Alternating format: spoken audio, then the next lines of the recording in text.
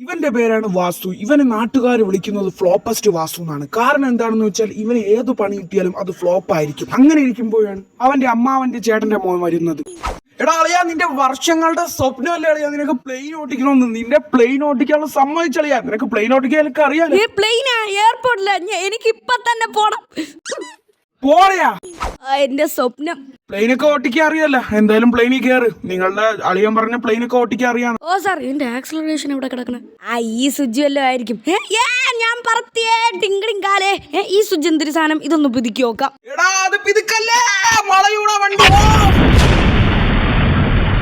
എന്റെ അമ്മ പ്ലെയിന് തീ പിടിച്ചാ. എന്തായാലും ഞാൻ പെട്ടെന്ന് ചാടട്ടെ. ആ മട്ട എവിടെ കിടക്കും? എന്റെ അമ്മോ, ഞാൻ ചത്തേ.